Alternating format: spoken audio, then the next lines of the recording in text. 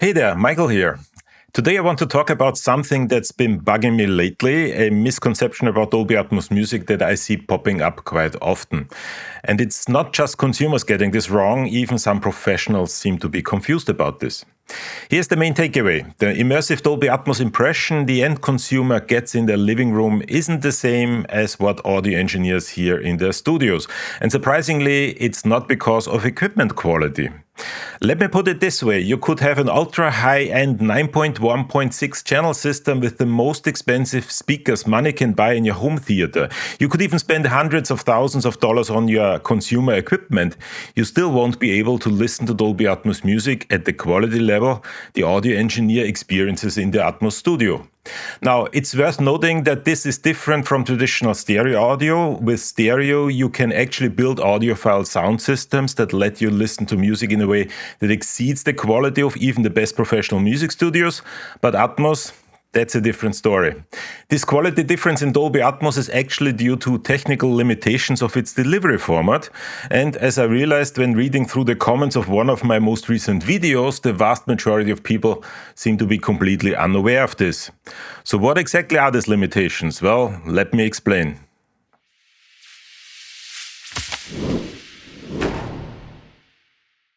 Alright, before we dive into the nitty-gritty, let's do a quick refresher on what Dolby Atmos actually is and how it works.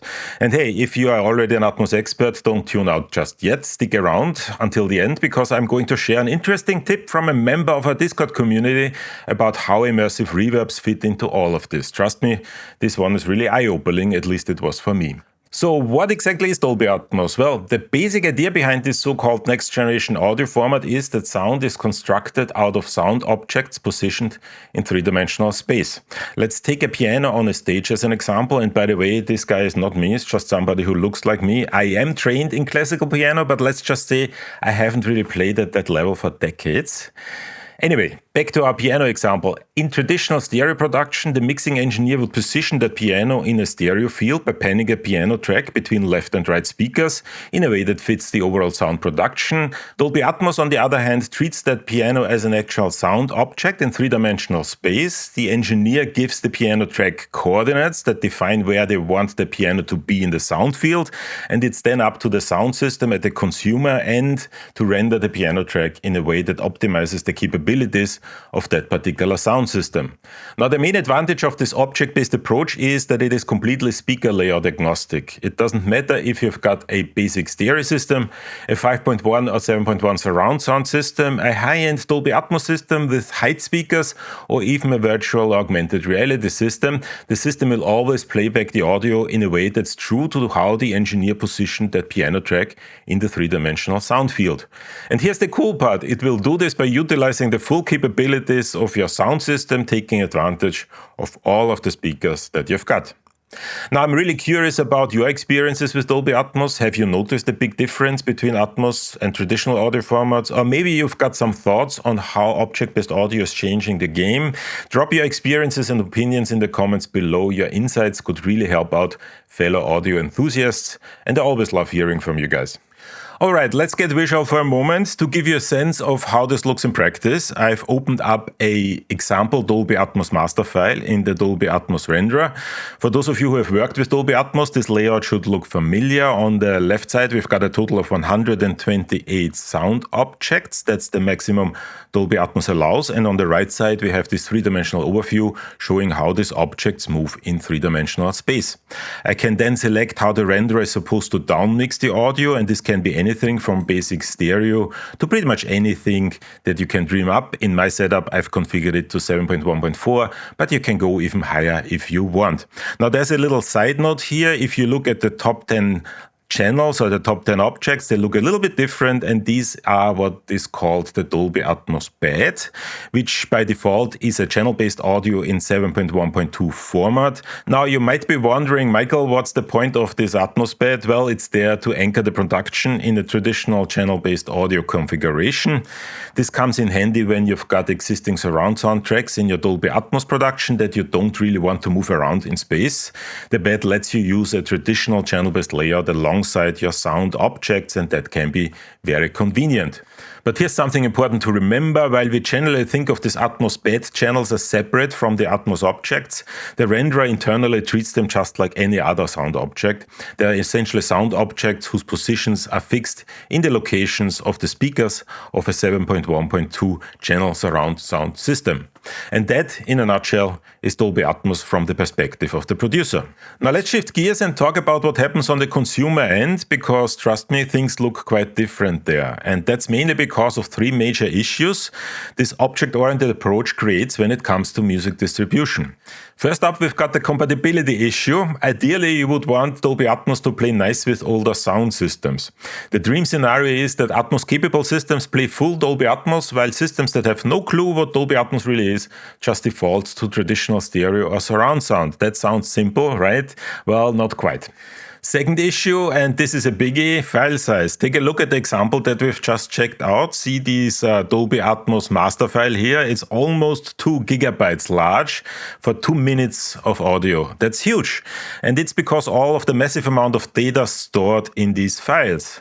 Think about it, you've got up to 128 audio channels plus additional metadata streams for object position, size, and a bunch of other parameters. That's a lot of data to crunch. And this image, by the way, also not me. Now I know what some of you are thinking. Michael, it's 2024, streaming 1 gigabyte per minute isn't science fiction anymore, and you're right, it's not inconceivable, but it's still pretty impractical for any streaming service on the market today. At that rate, you could stream hundreds of traditional audio streams simultaneously. Nobody would actually do that. And here's the third problem, and that's another big one. Distributing Dolby Atmos master files directly is like giving away the secret recipe. It exposes all the tricks about how objects are positioned, but more importantly, you get access to all individual object tracks. What does this mean? Well, if you wanted to extract just a voice track, for example, you could simply do that by separating out the corresponding Atmos object.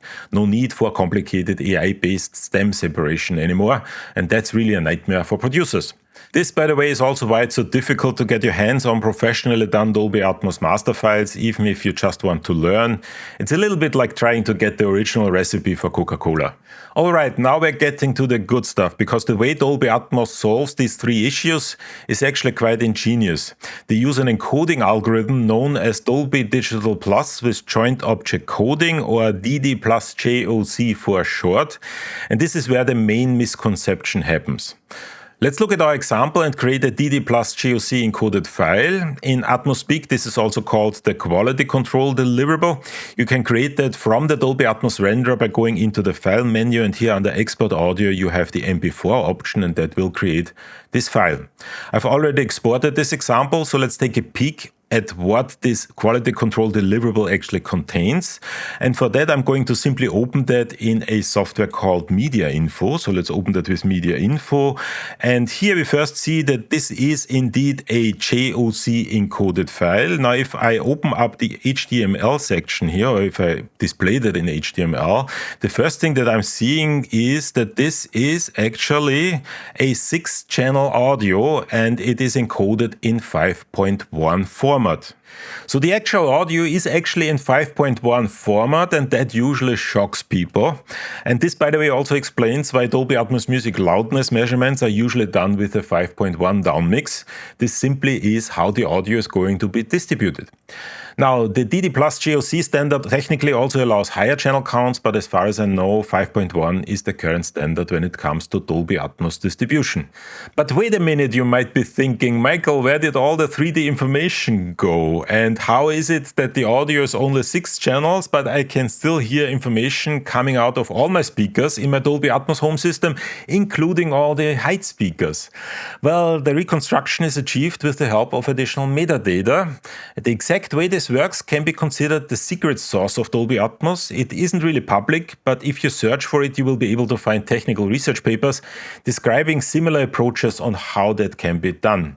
The way I like to think of this is like a stem separation algorithm, but instead of separating out vocals, bass, synth, and other instruments from a stereo mix, the algorithm is extracting individual objects from a 5.1 downmix. And it does that not with AI, but with the help of additional metadata that guides the algorithm in extracting these objects. So you could say this is like a metadata-guided stem separation algorithm, and that's actually pretty cool. All right, here's where things get really interesting, because all this comes with some serious limitations on what the end consumer actually experiences when listening to Dolby Atmos music. In general, what the end consumer is hearing is a 5.1 audio unmixed or upmixed to Dolby Atmos. Now, I need to be very careful here. This conversation back to object-based audio works extremely well. So well, in fact, that most consumers wouldn't hear the difference even if their life depended on it. But there is a difference, and that's important to know.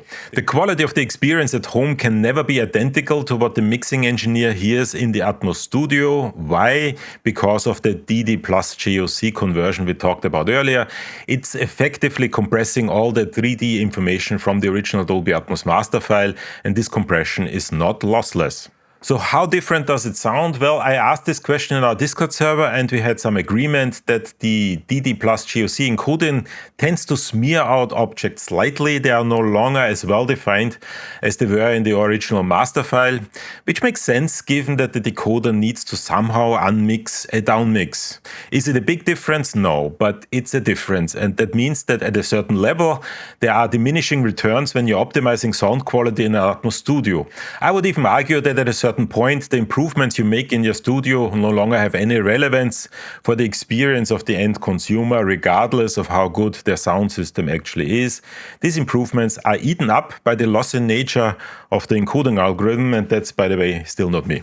Now, it's important to mention that there are situations where this argument doesn't hold. If you're producing Dolby Atmos for theatrical releases, for example, your target audience isn't the end consumer with their home theater, it's actually movie theaters, and that means additional requirements come into play because other encoding strategies are being applied.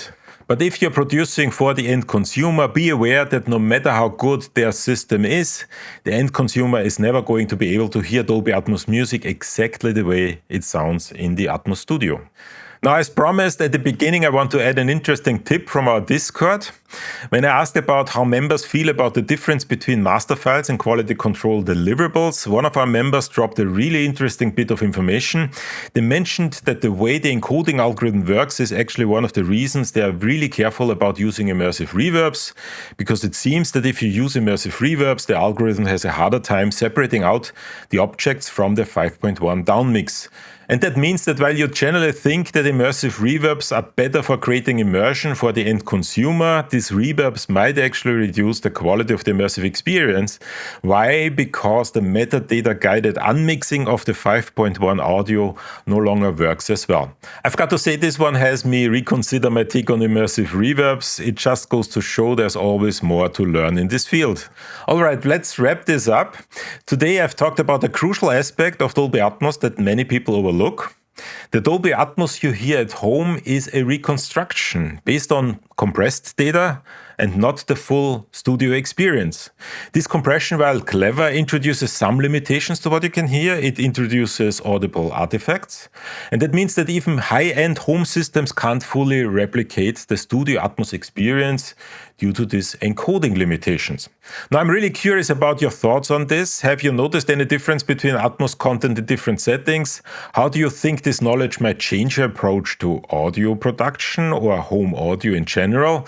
Share your experiences and opinions in the comments below. Your insights could really help fellow audio enthusiasts, and I always love hearing from you guys.